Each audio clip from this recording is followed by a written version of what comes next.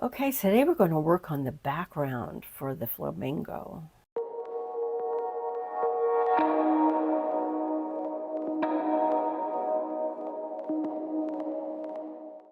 So welcome back, friends.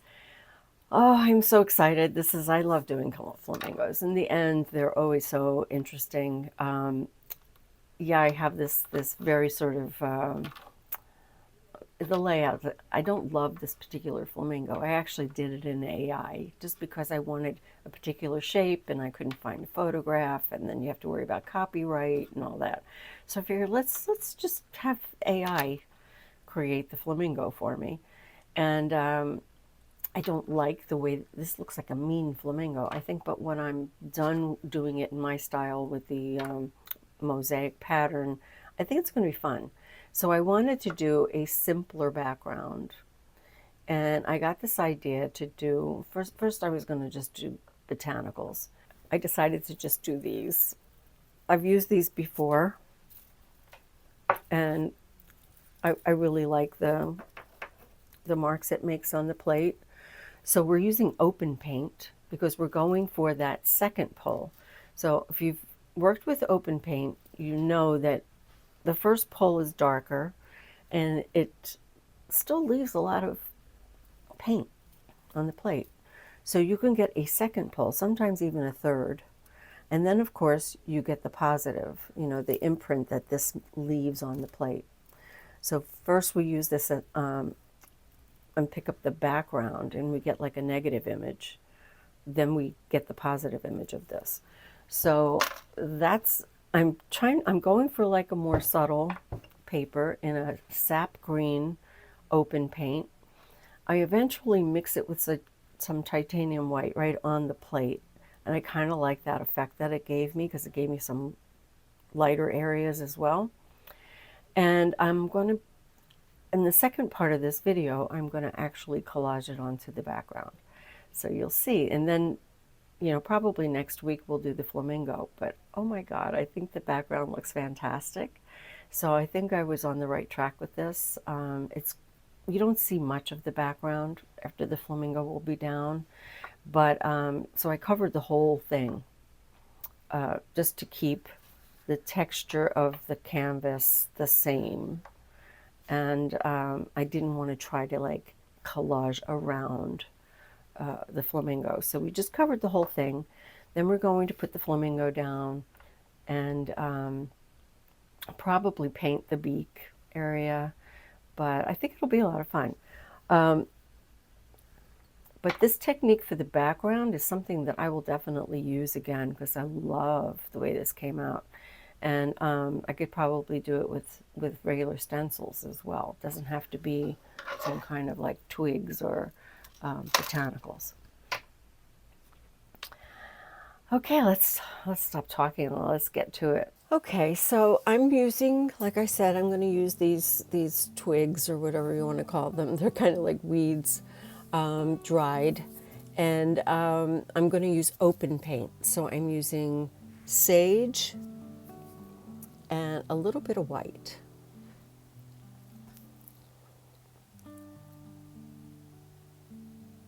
So there's a couple of things you need to know about the open paint. You can't just like print and lay your papers on top of each other because they will stick together. The open paint takes longer to dry, but it also gives you multiple prints. So this first one is going to be nice and dark. But look at all that paint that is still on the plate. So I'm going to take another piece of deli paper.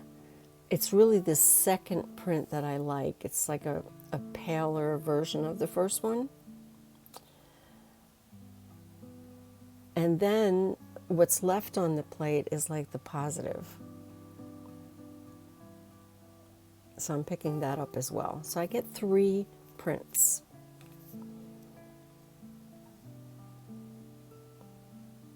And I don't know when I collage it if I'm, which version I'm going to use. In this particular one, I even got a 4th print. Very, very little left on the plate, but I got a lot. So I made a bunch of these, and unfortunately, most of them did not make it to video. I have no idea why.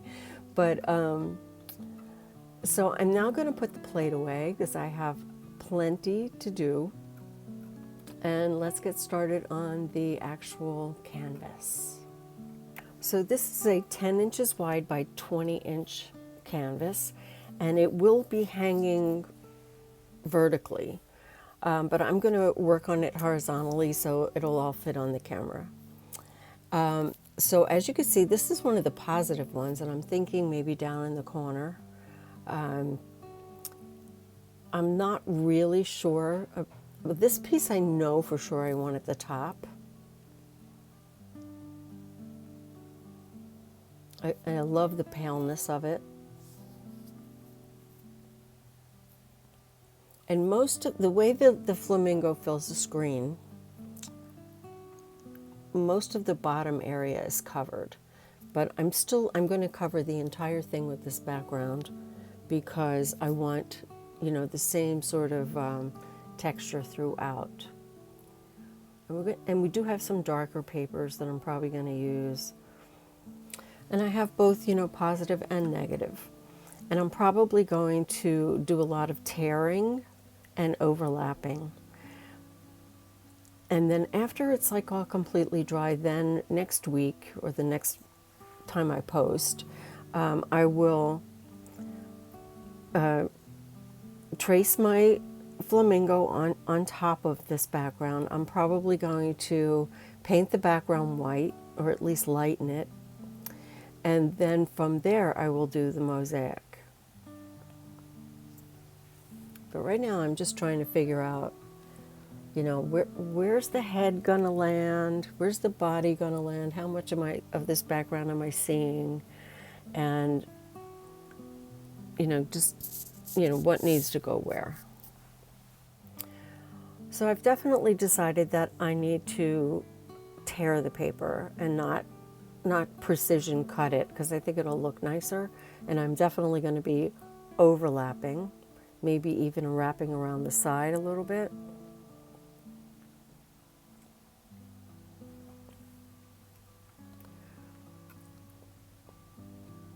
So I did cut the top of this. I wish I had, and I wish I had just wrapped it around a little bit. This is the only place that I did that. All the other places I wrapped around. And I'm going to overlap something in that upper left-hand corner.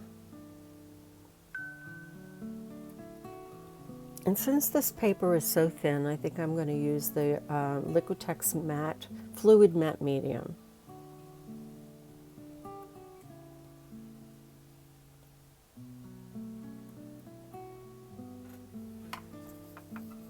So the only thing that makes this a little bit challenging is to get that nice and smooth. Since we're working with big pieces of paper, I want to make sure I have pretty smooth gel application or medium application underneath. I'll have less wrinkles and less bubbling.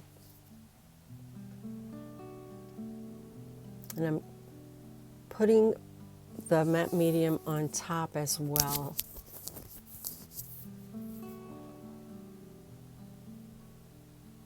And I'm trying to smooth out all the wrinkles. This is Deli paper, so it's very, very thin.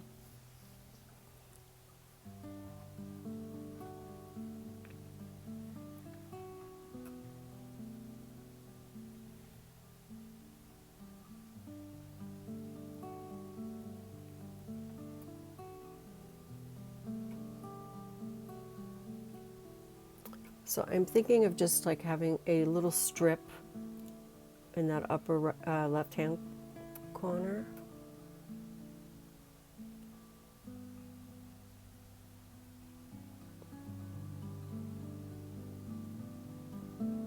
And I'm just wrapping it around the side. A little piece of that will show in that corner next to the flamingo's head.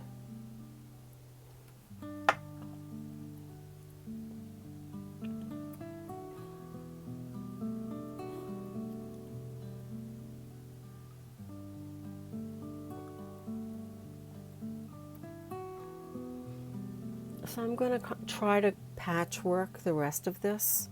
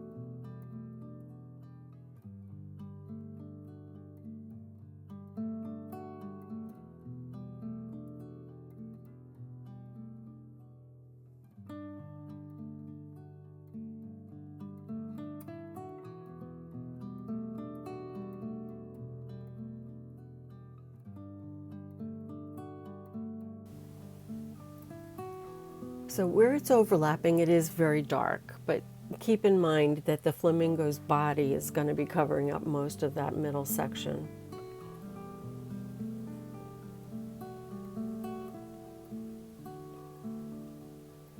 And I love that piece that's going to be the bottom.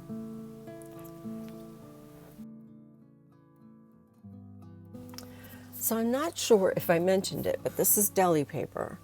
So it's not wax paper, it's not, maybe some deli papers are kind of waxy, but this is not a very waxy one. It's also not the kind that is in one of those pop-up boxes that's folded in half, like a tissue box almost, where it, you know, you pull each sheet out. It's not like that. It comes to you flat, and I get it on Amazon, and it is a non-waxy product, and it really picks up the paint well. It does a great job of, you know, going totally transparent as long as you're putting it down over fairly light colors. If you put it over black or Payne's gray, something that dark, it might look a little cloudy. But other than that, like I've put it over, like, you know, quinacridone red and coral colors, teals, and it goes completely transparent. So it's a beautiful paper to work with. It's very sturdy. Look at all the rubbing I'm doing, and it's not tearing. So I just suspect that I'm going to get a lot of questions about that. I will put the link in the description below because you can't just put in deli paper and find it. It took me a while to discover it. But anyway, so thank you for watching. I hope you enjoyed this. I think it's going to look fantastic. Once I put the flamingo in, I think some of those really dark areas where they're overlapping is going to be covered up, so it's not going to be a problem. But where the paper is going to peek through, it's going to look great. I'm going to trust that it's going to look great. So we're going to finish this up probably in a week, and I will definitely post the making of that collage in a soon-to-be future video. All right, so don't forget to create, inspire, and share, and I will see you next time. Take care. Bye-bye.